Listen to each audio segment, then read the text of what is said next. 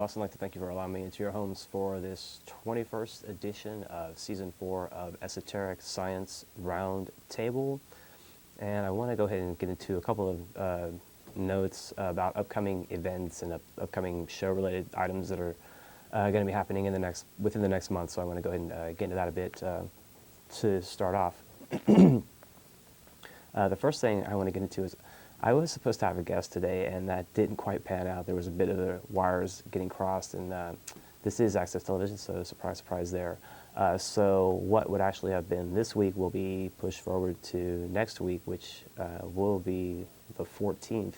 And I'm going to have a woman on from Texans for the Advancement of Medical Research, and she will be speaking about stem cell research and some upcoming legislation that will make even real mild interpretations of stem cell research a felony in some cases. And so we're going to delve into that somewhat, and obviously the morality, and maybe even delve into somewhat of the esoteric aspects of that whole process of stem cell research and what that entails for us and our future humanity. And so that, as far as I know, that should be next week's show, so I think that should be interesting. Also, I want to mention that we will be hosting the Metaphysical Philosophical meeting with Jeff Contreras and crew, the fine folks over at Therefore I Am. This is a monthly event. We didn't have it last month because of South by Southwest, but we're going to go ahead and jump in back on track. So that this month for April, that will fall on the 20th, and we always meet upstairs at Opal Divines at 8 p.m. until people decide they want to leave.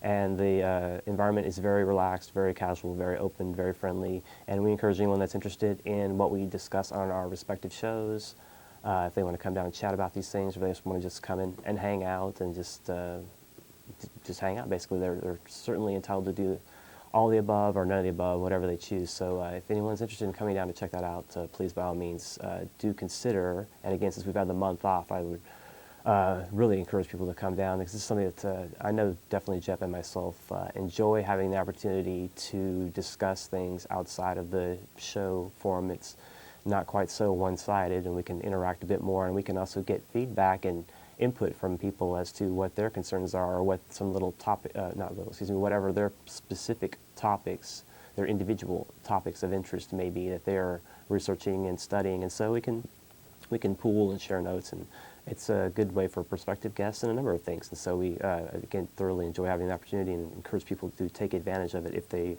so choose.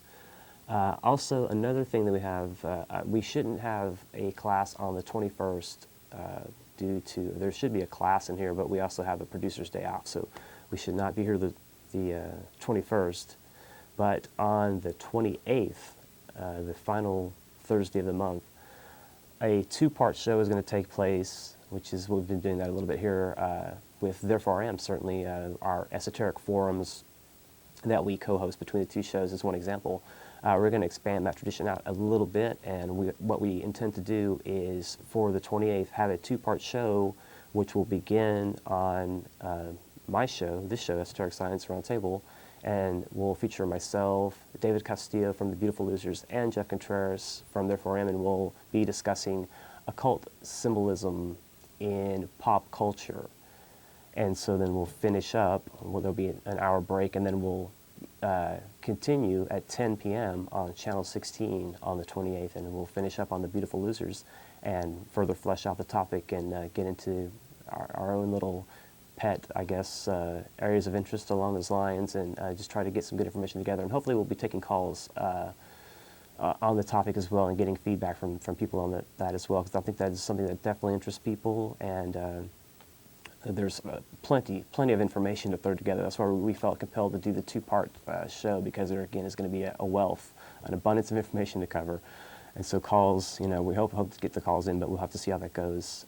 When it comes, and I'm just going to give a little thumbnail sketch, when it comes to the occult symbolism in pop culture, we find it pervading music, film, all aspects of the arts and architecture, and anywhere where there's some creative endeavor going forward. Chances are, if you look closely enough, you'll find some occult symbolism at some level in all levels of creation. It's to look at the more recent aspects of that have cropped up again in our what we would consider our pop culture age through again film, music, and things of that nature. I think will give a pretty good cultural perspective or commentary on a lot of what's going on that more and more people seem to be interested in and are looking into. They're interested in studying at some level, and that's certainly one of the reasons why this show was originated when we started in 2001, was to bring some enlightenment versus enfrightenment, and to give folks a venue to consider some of these esoteric or occult ideas in the context of what's going on in relation to politics, first and foremost, religion, the social sciences, again, arts, culture, all areas of human science, certainly all areas of human endeavor we're looking into, and we're trying to extract the causes behind the effects, and that is what esoteric science is all about. So we've been trying to maintain that tradition for these several years, and try to give insight, try to give somewhat of the ABCs of esotericism or the ABCs of occultism, because I really am of a pretty firm mind, as is Jeff, and that's why our two shows have kind of become sister cooperative shows. We believe in disclosure, full disclosure, as much as humanly possible, because none of these traditions should remain secret. If there's nothing to hide, so to speak, with these magic traditions and esoteric traditions and this occult information, it should be available to the public, and much of it is, but people don't often know where to begin. So we hope to compile some of the basics and ABCs in order to give people a fuller point of reference to, excuse me, to research from, or if it just piques their curiosity at any level. One of the common calls we get is, my grandfather was a Mason, my father was a Mason, my father was involved with Rosicrucians, and people don't want to think that their relatives were bad people. And so, we hope to kind of allay some of the misinformation or some of the misconceptions that get attached to so-called esoteric societies or occult societies, because there are no absolutes in nature. To say that any one thing is 100% would be a statement of ignorance. There's a mixture. Anything in manifestation is a mixture of things. And so in manifestation we have good and evil, light and dark, male and female. We have all these different poles. So there's no 100% thing emanating on the physical plane really that we can point to.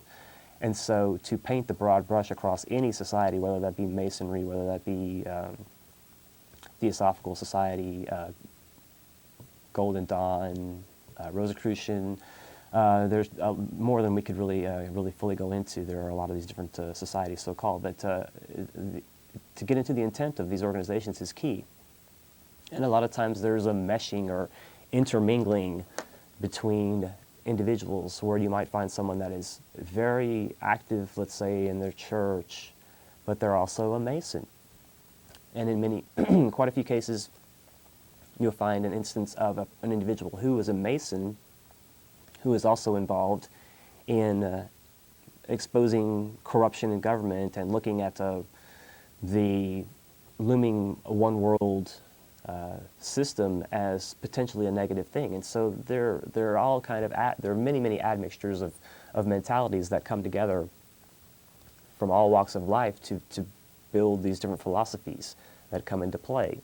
And these have been playing out since time immemorial. There have been different camps playing out and trying to juxtapose themselves against another faction in order to gain greater power. And so there's always, again, different groups trying to champion their particular philosophies. It's been that way for a long time. And there are going to be those that seek to set themselves apart as ruling classes over the public or over the masses, and they'll go into may go to great lengths to maintain some seeming power or some real power that they actually wield. And so that's been going on for a long time as well. And so we have always the counterinsurgencies to these, whether it be a monarchy, a dictatorship, whatever it is. There's always going to be some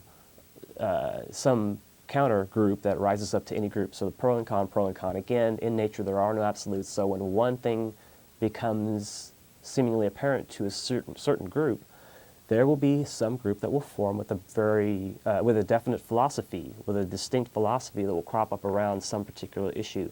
And I'll point back in time over 100 years ago to some backlash against Masonry that took place in this country, in which an entire party was founded. The Anti-Freemason Party was founded. And again, this was over 100 years ago, in which case the founders of this particular party saw an encroachment from Masonry. They saw a threat through Masonry that was, they felt was being imposed on our country at some level. And so they felt compelled to form an anti-Masonic political party to directly go against this perceived threat. And a perceived threat has always been the means by which groups have chosen to stay in power, and so, or to have wielded the power and maintain the power, and they can maintain it through perceived threat. And these perceived threats tend to change from power broker to power broker, but nonetheless, there's always a way or a means by which manipulation can be carried out, and that's where different individuals throughout time have come on the scene, trying to seek some truth and trying to find the tie that threads these things all together, to find some one answer to who rules behind the scenes. Is it this group? Is it that group? And so again, all throughout time, there have always been groups that jump up or crop up or just gather around a philosophy that, okay, this is our belief system. We have some aspect of the truth, and so we must counter the perceived threat from this group, perhaps multiple groups. And so again, this keeps going and keeps going and keeps going, and throughout time, sometimes larger groups crop up, sometimes smaller, depending. And so different affiliations spring up between different groups in which, again, these different camps are going to align for their benefits, and some maybe have more altruistic motives than others as far as aligning and trying to join forces and align themselves with a larger effort. And so that is another aspect of this to consider as well, that increasingly, as time moves forward, I think there's definite evidence that we can look to see how this has expanded itself to a definite growing truth-seeking movement. And we can look, one example I'll give is in the instance of a show like Democracy Now!, which would be perhaps considered a liberal or left-leaning, left-minded alternative news source. And then you've got perhaps like Alex Jones, that would be considered more right, although again, these paradigms and these labels don't really mean anything. The issues that seem to emanate from both these camps is some level of truth-seeking. They're trying to extract some real sustenance from their investigation, and trying to look at things with an honest perspective, and trying to approach things in an objective fashion.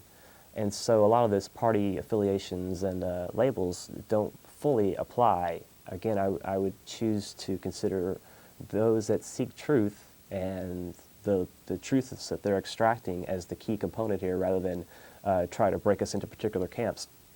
And to further flesh out the example, you may have a guest appearing on Democracy Now! And then later in that day appearing on the Alex Jones show, John Perkins, the Confessions of an Economic Hitman individual. A very interesting individual. He was featured on both those shows in the same day, and that's just one example. Oh, no, that wasn't the same day, excuse me. There was another guest that was in the same day, but they were, that was within about a week of the appearance on one and on the next. And so again, this sharing between these shows of this information, to me, is a very, very positive sign in the right direction that will hopefully further build on different aspects of this truth-seeking.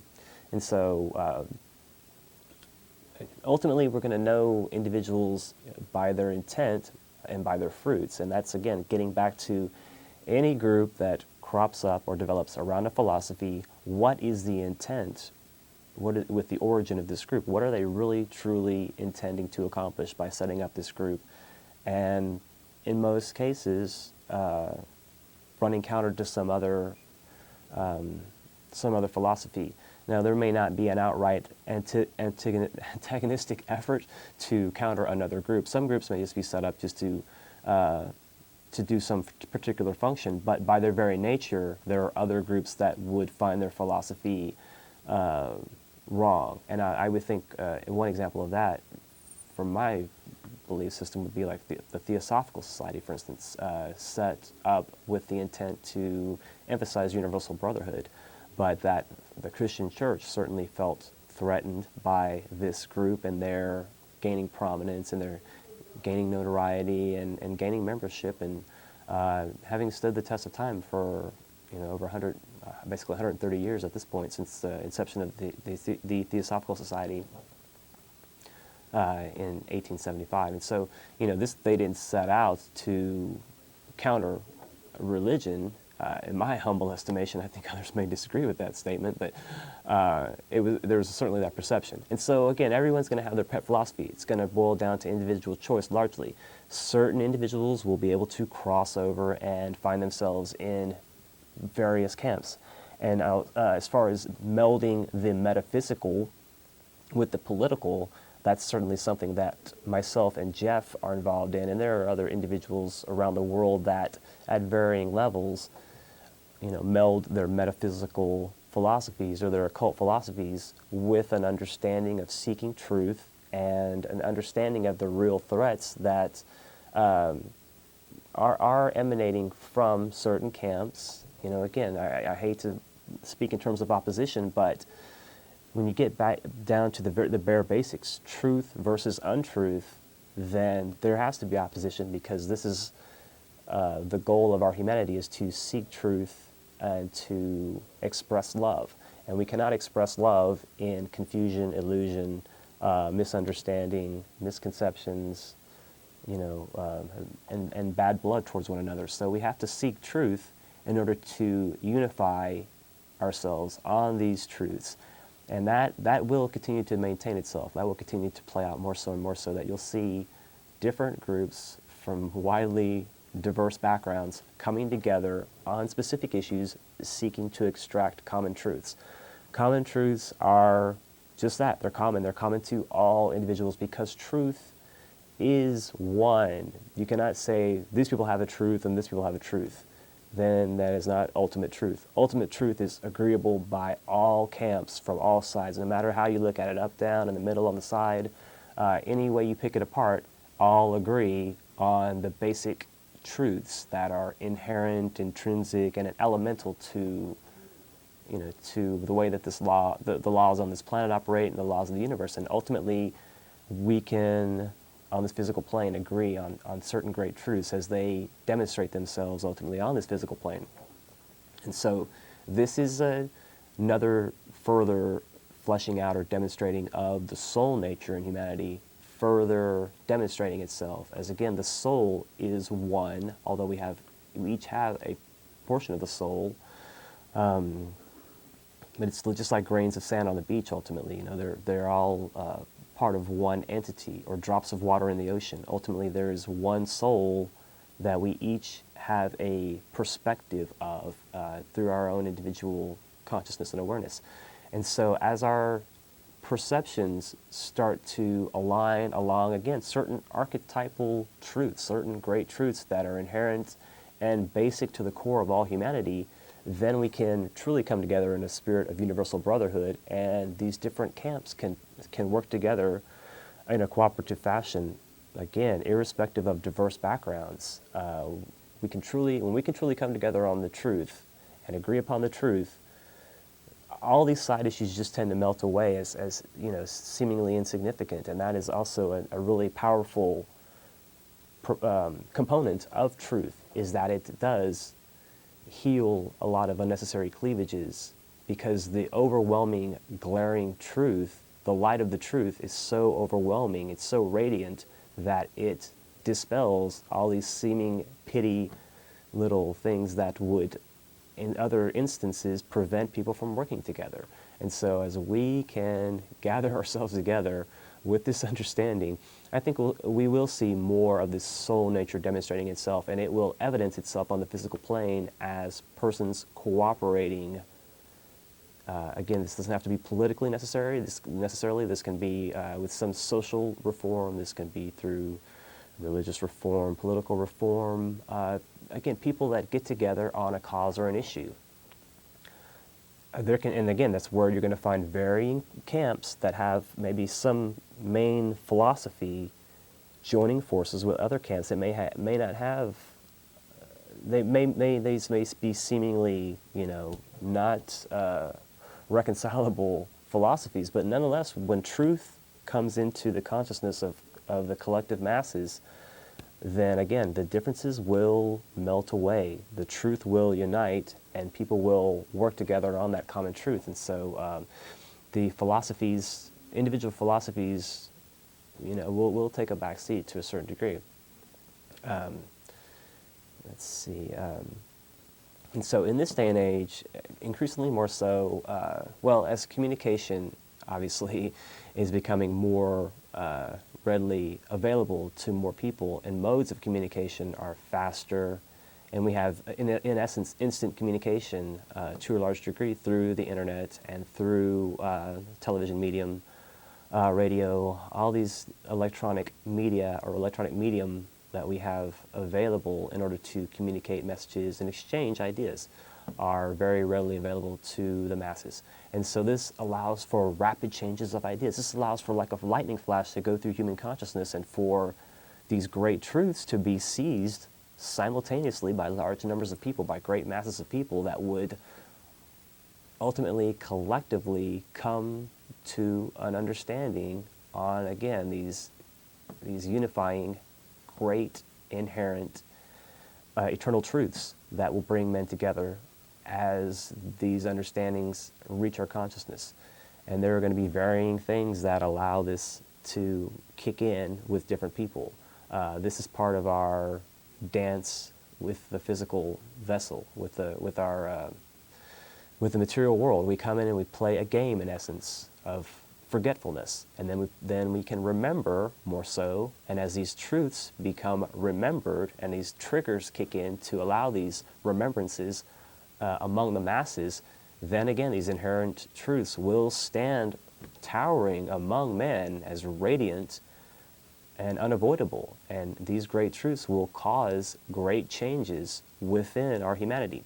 And we can already see examples of this taking place as cracks are very evident in the existing structure, and we can see a fast reworking and a replacement or reworking or remaking of what is now in evidence and what's now the dominant power structure. And so many are fearful of how this is panning out. Some are indifferent, and some are completely ignorant to the fact that there are vast major changes going on at lightning speed all over the planet. And these are certainly political, they're religious, they're ecological, they're certainly environmental, and the weather phenomena and things of that nature too that we can consider. So a lot of things are changing, and a lot of people are considering things and thinking. And we have a thinking humanity for the most part, and that's allowing for these ideas to exchange rapidly. And so as time progresses, more people can be players, if you will, in this exchange.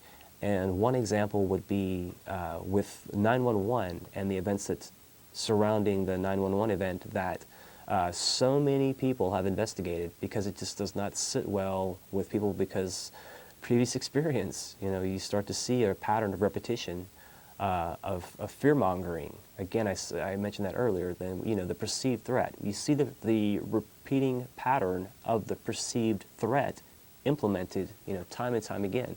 Then ultimately a certain segment is going to catch on to that, and the eternal truth of that that is a real recurring situation, that's demonstrable recurring situation, that there is the perceived threat applied time and time again by ruling elites.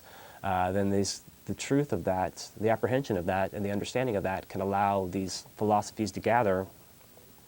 And with a 911 event, you can get a lot of people commenting on this and doing research and coming together, and this has really changed the focus. It's really changed the media paradigm drastically, and that's a benchmark event at so many levels in human consciousness, and the way that the aftershocks of this ultimately and the repercussions in which this 911 truth movement has evolved out through this. This is really this is a real evolution in the media, in the way the media works, because there's so many people that early on became aware of a larger truth underlying what the mainstream media was portraying, and so investigation was done. And then you have all these folks putting out books, booklets,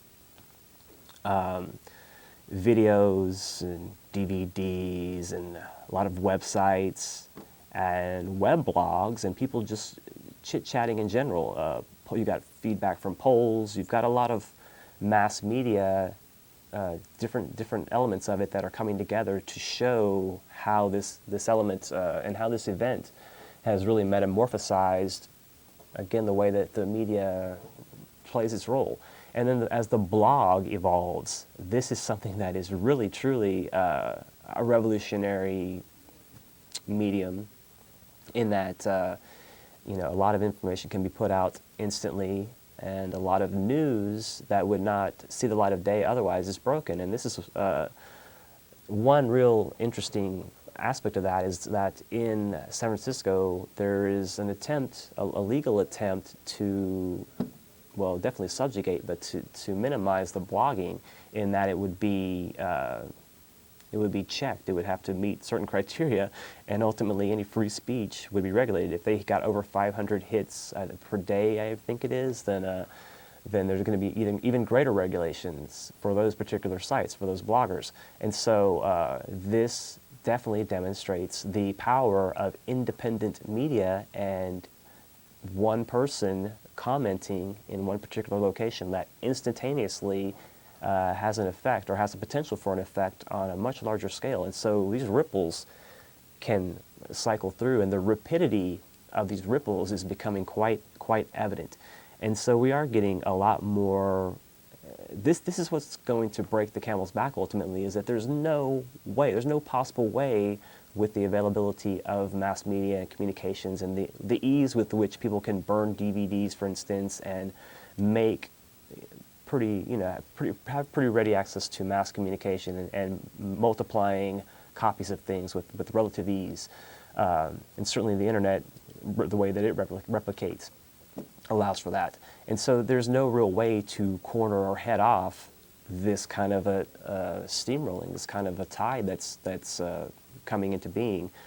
And so this is allowing for. This is definitely causing and allowing a situation in which mainstream media and a lot of the power brokers are having to refocus and reorient the way in which they do news, manipulate news, spin news. This Minutemen thing is a great example of that too. You hear mainstream media and certain segments of the media that have been portraying these guys as carrying guns, for all of them carrying guns. I mean, the embellishment is just out of hand. They're carrying guns, and they're apprehending these undocumented folks that are coming across the border. From all the media accounts that I've been able to, that I feel intuitively are more accurate, and again, who's to say who has the real truth, but it really seems as if these are just individuals that have more like radios and flashlights, and they're communicating with one another, and then one and a few has a sidearm, and they're under strict orders not to use these for any means unless they're in it's a dire self-defense situation. And so again, different camps are going to philosophize and politicize their ideas and their agendas depending on their intent. Getting back to the origin and the intent. What is the intent behind the Minutemen? Is it to hurt, to harm, or is it to focus a huge glaring spotlight on some discrepancies? So again, depending on where you come from, you're going to maybe perceive of these. You're going to perceive of these things in a different way, depending. So, I caution everybody to take a look through all the media sources that they have at their disposal to try to get the more well-rounded picture of what's going on. And first and foremost, always trust your intuition. This is a metaphysical show, first and foremost, and the channel to the soul is a link of the intuition. We can understand a much greater comprehensive picture. We have a much greater comprehensive picture by just allowing the soul to speak and give us the guidance that we need as far as trying to understand greater truths. Again, the soul is one in all humanity, and it will take us straight to the greatest truths that are inherent within all humanity. And so we can continue to wade through propaganda in an intelligent fashion. I do want to show some examples of these cross currents and these interminglings of different camps of individuals and how this can play itself out. And these are examples, these particular examples are from the 70s, and I'm going to show this particular magazine, which is called, let's get a good angle here, The Cross and the Flag. And this particular gentleman wrote this magazine for some time, and these are from the 70s. This is from 73, and let's see, let me go ahead and I'll put up another one real quick here. The Cross and the Flag, a super secret conspiracy, a white paper. And so this gentleman, Gerald L.K. Smith, who is the editor or founder of this magazine, back in the 70s was writing articles like this, you know, and there's certainly, by flipping through, you can see that there's a definite slant. Here's another white paper, what lies ahead. I'll show another cross and flag, the Crusader, cross and the flag. And then here's something else. And these, the reason I'm showing these collectively is this all came from the same collection from one person. Here's a Wanted by the FBI. This is from the early 70s as well. There's some more fine mugshots here. These fine folks are from the Weathermen. And just to read briefly, it says, the persons shown here have been active members of the Revolutionary Weathermen Organization, an outgrowth of the Students for a Democratic Society. Federal warrants have been issued concerning these individuals, charging them with a variety of federal violations, including one or more of the following: interstate flight to avoid prosecution, anti-riot laws, conspiracy, destruction of government property, and National Firearms Act. And so all these people were obviously being looked for at a certain point in time. And that, along with the cross and the flag. And the last little ditty I want to show is this, which I'm very pleased to have this in my possession. It's an original Black Panther paper. This is from the 70s, and I actually have another one of these as well. It's this 2-year-old black youth murdered by a racist. There's some other cool pictures in here as well. Let's see, here's an old story from way back when. Let me see if I can get this side of stuff right. Army denies decent housing to family of black GI. And see, this is, again, why am I showing collectively the Black Panther Party paper, the Weathermen Wanted picture list, and the cross and the flag? Seemingly incongruent, seemingly that wouldn't match. One of these kids is doing his own thing kind of situation where that wouldn't seem to mix and match. But a number of years ago, a good friend of mine had a great uncle who realized that he was going to be passing pretty quick, and he realized also that none of his his nieces and nephews, and he didn't have any kids of his own, I don't remember. But anyway, none of the upcoming generation from his family were aware of a lot of the things that he felt were impending threats on our country, on our rights. And so he was very gravely concerned in the last years of his life, because there seemed to be no one that he could turn to kind of pass the torch along to, and to kind of give him, before he passed away, a little bit of a glimmer of hope that there were some young people that were active and aware and understanding the situation. And so at one point in time, myself and my friend, we went to go visit this great uncle Vernon, in a little town outside of Temple in Bell County. And our mission was to go reassure him that we knew a little bit about some of these things, and we weren't just going to let things just lie down just like that. And this guy, again, as I was saying earlier in the show, you find gentlemen that are individuals that are coming from different camps that collectively come together. And this particular gentleman was not only a high-level Mason, he was active in his Christian church, and he was very active in the John Birch Society, and he was very much against this perceived threat that he felt coming on. And so we went to speak with him, and at first there was a little slow going, but at a certain point I asked him what he thought about the Oklahoma City bombing. And then he all of a sudden opened up and he's like, what about Ruby Ridge and, you know, and all this? And so what about Waco and Ruby Ridge was his response. Because I asked him about the Murrah Federal Building being blown up, and he said, what about Waco and Ruby Ridge? And so at that point he felt pretty confident that we were on the same page.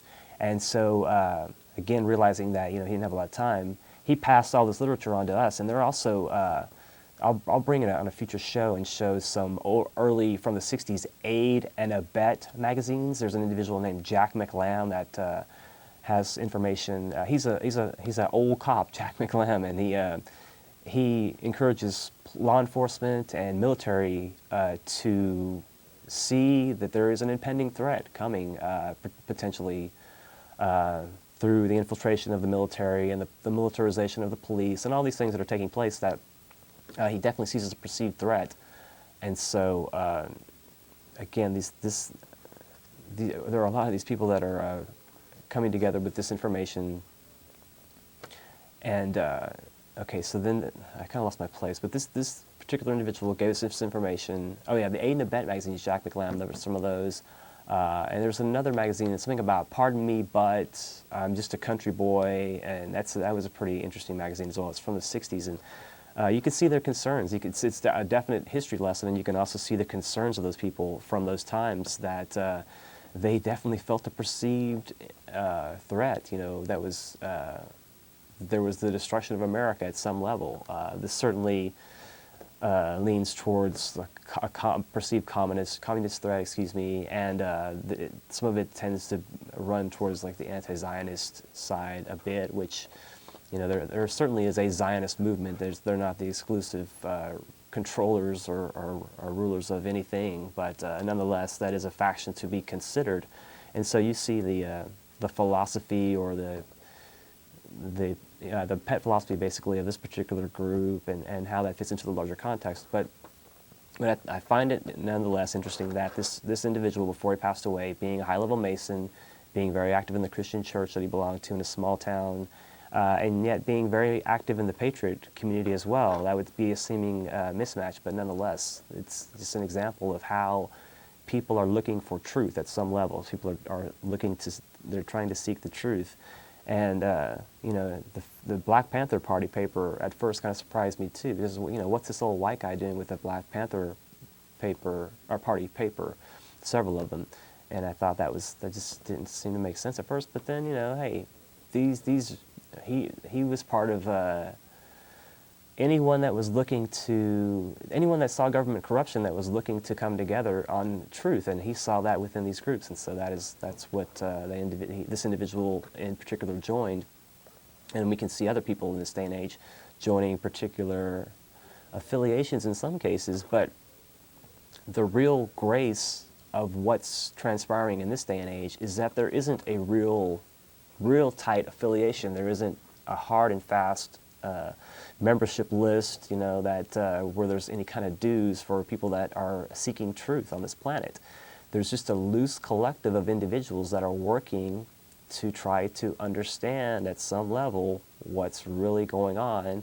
And so again, they're going to be within the blogging community, they're going to be within the alternative press. You're going to find those individuals that are making their own productions, their own video productions, you know, doing their own creative communication at some level to try to inform people, or at least to cause people to think at some level. I mean, there's a lot going on, and just to encourage thinking in this day and age, I think, is a great step in the right direction. And that's what we certainly attempt to do here, along with a handful of other shows that we try to recommend on occasion as well. And so there definitely is that loose affiliation.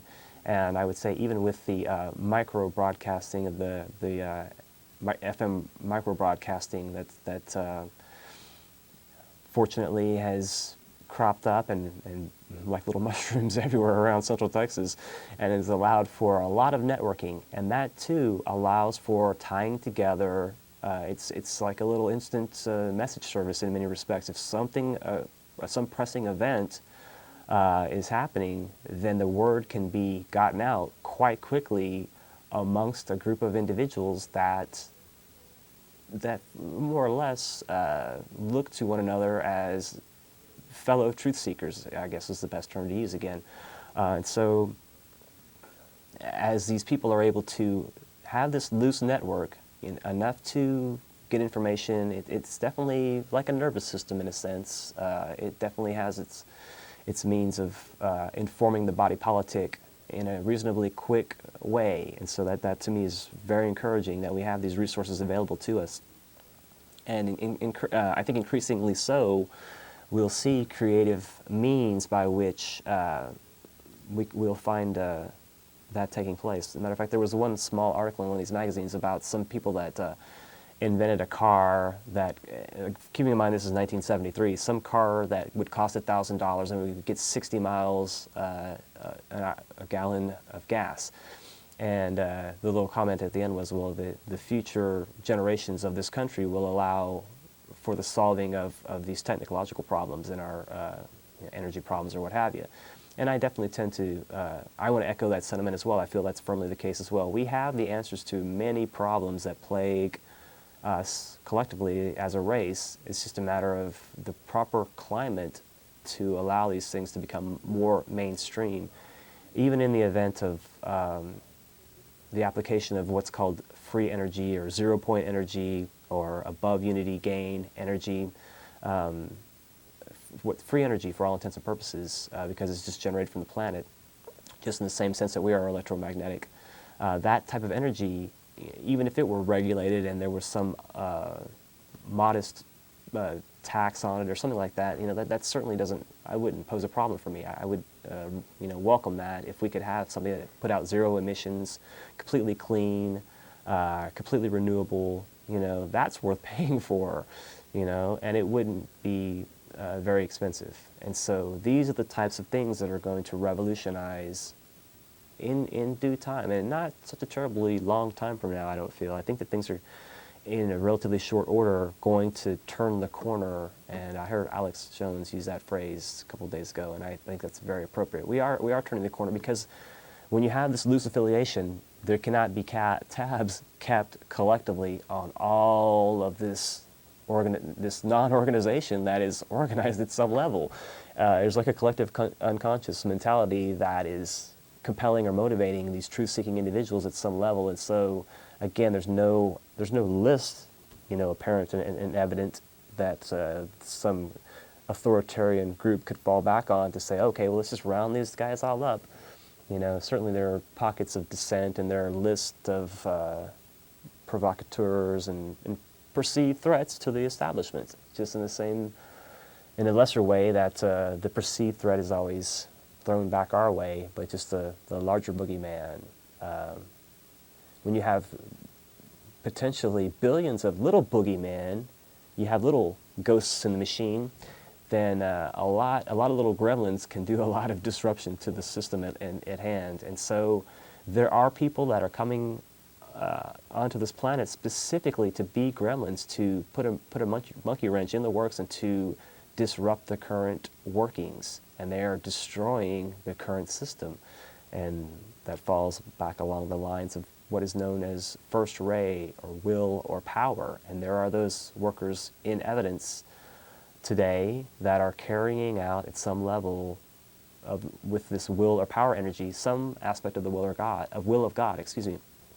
And so there is a destruction that is taking place of old things in order for a newer, clearer aspect of the will to implement itself. And so we see this taking place more so and more so, that there are those that are specifically coming here, as I said, to disrupt the situation, to cause change. And then behind those individuals, you have those second ray workers, those workers along the lines of love and wisdom, who come in to heal and to soothe and to rebuild on the old. And so we take what is right and proper and truthful that's already in existence, and we add to it what is right and proper for newly emerging life. And so we can accommodate the life more abundant that is appearing very much in evidence on the horizon. You know, this is something that's really, it's almost tangible. The air is thick with this excitement at many levels, and it's certainly the looming of the 2112 that people talk about and consider that factors in. This is something in one respect that we all are collectively merging forward towards in consciousness. This benchmark of consciousness is something that will, give or take some time, depending on how we're able to, like little sponges, soak in and apprehend and understand and make manifest this available energy. And so as we're able to do this, again, the proper pockets will pop up and act. And so there won't be any real big wake-up call that's, hey, you guys are on, go, your turn.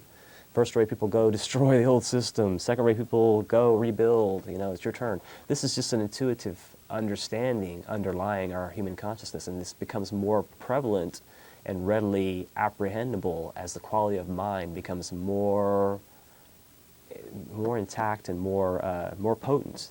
We really are having a more intensifying of the potency of mind, and so we can see through with greater clarity through to the will of God and understand and apprehend at greater levels what that entails for us. And so you're going to find people reaching out and reaching for that high calling, and they're going to try to do what they're able to meet their perceived needs. And so again, groups crop up to meet perceived need. Again, some groups crop up to oppose other groups, some groups crop up just, again, because they feel they need to carry out some particular work, and they might find themselves in a natural state of opposition to something already existing. This working out is going to see itself exacerbated in time because, again, the quality of mind is so intense and potent right now that you're going to find individuals wanting to get into groups or wanting to communicate their ideas. Previously, more individuals were content with just kind of going along with the mainstream and not making waves and not just kind of living life, just a much more simpler approach. In this day and age, we certainly see more people taking advantage, and so many people, everyone has the opportunity really, but so many people are really jumping up and taking advantage of the opportunity to write that book, make that DVD, put the film together, do all these creative projects that will help enlighten and encourage our fellow humanity at some level. There are so many different creative projects that we could consider. They're infinite. And so as we're able to understand our own creative abilities, or perhaps our own destructive abilities, because there's a creative capacity to that at some level as well, then we will work towards our perceived ends, and our philosophy will either resound with like-minded individuals, and there will be that magnetic rapport that will build with those individuals that will sympathize or empathize with our cause, our philosophy, and they'll join it at some level. And so this will play itself out. But the numbers of groups in this day and age that are rising and subsiding, it's unlike anything that's ever played itself out on the planet before. And so rapid exchanges, and people will go through many organizations oftentimes in a lifetime as well. That's certainly true with some persons from an esoteric perspective, that they'll dibble and dabble with different systems, what have you, and before they settle on one particular one. That's not the case with everyone, though. Some people hone in on one, and they jump in on that one, and they may stay a lifetime, so depending. But the systems are available, the information is available, the intent for the truth to emerge from varying camps is also quite evident, to me anyway. And so I see how, in spite of overwhelming aggression and evident aggression among nations and among individuals in many instances as well, that this is just a symptom that needs to be worked out in order for this larger soothing to accommodate itself and to make itself manifest. So much, there is so much seeming destruction, and there seems to be, I guess, what many perceive as an end time situation, apocalyptic, all of these things, and that's understandable. These are interesting times to say the least, and but I think they're exciting times as well. I really wouldn't exchange this opportunity to be here now with another time. I certainly believe in reincarnation, so I think I've seen many options and many opportunities in other lifetimes, and will continue to do so. But to be here now in this capacity, I feel quite honored, and I feel that that myself, in conjunction with a handful of other people in this area, can work in affiliation with the larger context and help keep these truths reverberating. Not everyone is going to agree on all things, and truth will not be agreed upon by all individuals. Now, to say that I have the ultimate truth is a definite fallacy, and in the second I claim that, people should be cognizant of that, because again, you're going to know people by their fruits and their intent. But ultimately, there is that level of consciousness that we can all attain collectively. Some are moving towards it faster than others. Some are piercing through these veils, so-called, of information in a more dramatic fashion than others. Some are caught in a veil, I would feel, and I'll give my producer credit for kind of commenting and coming up with that concept recently when we were having a discussion. Some people, I feel, are caught in a veil, and they can't progress and pierce through the veil because they're so caught in the miasma and the maya and they're so transfixed by these illusions that are part of our material world that they can't transcend or pierce through these veils. And so we have people, I feel, definitely in different states of being piercing through veils or being caught in a veil and just being like in a little tidal pool where they just cannot get out at that point in time until at some point in time they're able to transcend the veil. And so I do firmly believe there is a point where once a certain veil, let's say, is pierced, then there is a state that will be attained or is attained that is what would be akin to masterhood, Christ in the Church Invisible, those individuals that work behind the scenes to enlighten humanity and to work for our free will and our freedom. I do believe this esteemed group of individuals does have that collective and that relative perfection in which they can grasp these universal truths collectively that average humanity is yet to fully apprehend and understand. But I do feel that we can work through various systems to understand them. Certainly one is selfless service to humanity. That will take us through the veils, and that will take us to truth, because that is of the soul, and the soul will enhance and uplift that effort. Certainly there are magic systems, so-called esoteric groups, that allow or offer instruction into means by which one can enhance one's ability and one can take the kingdom of heaven by force, so-called. That is available to us in this day and age, and some individuals choose to take that route. And so we see the merging of individuals working through the veils to collectively seek truth. Now again, we're all on the same ladder. Some are going to be a little higher on the respective rungs, depending on how they're able to wade through and understand and take advantage of their situation.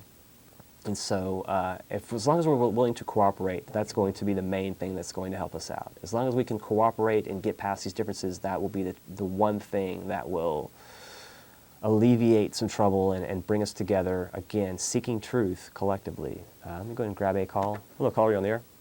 Yeah, I turned your show on for the first time, and I heard you mention Alex Jones, and I've watched him several times. But, quick question for you is, when you feel like things are hopeless, from a spiritual point of view, how do you figure that this is all going to be okay and get better? And I'll hang up and let you answer my question. But I mean, are you saying from his perspective, or are you saying just anyone in general? I'm sorry, I couldn't hear you. From his specific perspective, or from just Joe Schmo, Joe Public, that he would feel hopeless? That how do we? Well, it's looking at the whole system is I feel is corrupt. Right. It's wrong. Things are out of sync. So, how do we find hope from here to see a better day? Good question. I appreciate that. Thank you for viewing. If you haven't viewed before, I encourage you to check us out in the future. We are here every week. There is a lot of seeming and apparent chaos, and it's readily available. It's readily apparent that there's a lot of bad things going on the planet, on the surface of the planet. And just like any disease, it has to come to the surface to be acknowledged and dealt with, and then we can get past it. We can apply the proper medication once we acknowledge the disease, and we can get past it. And so, discussing these topics in an open, honest fashion is certainly one step in the right direction. And those individuals that are getting in touch in an inner manner with their own intuition, and they're trying to understand the nature of the soul at some level, and also with younger people that are coming into incarnation at this point in time, that have a lot of solutions available for us. And so it's a matter of looking past this seeming and apparent chaos and to consider the cause behind the effect. And the more that we, there are a lot of people that may either feel hopeless or present a message that is might be perceived as a message of hopelessness. But people keep plugging along. You know what I mean? The human spirit is definitely it's difficult to conquer, and if we can just take a little stock in human nature and have a little faith and reassurance in our human condition, and that in humanity, once we understand that we have one collective soul, we can make a lot of progress. There's not one quick thing that will bring an end to hopelessness for all people. Everybody's going to have their own little thing they're going to have to fall back on. But there are various triggers that bring people to a greater awareness of truth. And so as the proper numbers find the triggers to bring them online with this greater, larger truth-seeking movement, you'll see a mass shift, and you will see that so-called 100th monkey happen. And this is all right on the verge. There are enough people speaking about this from various diverse places around the globe that, I hear people talk all the time, and that unless people are under some kind of collective delusion on a world scale about this, and this optimism of this, the lighting of the planet and the potential that we have collectively, unless there's some mass delusion underlying that recurring, then that just continues to give me more hope and optimism, because I hear continuously, and so many synchronicities crop up in my life that keep,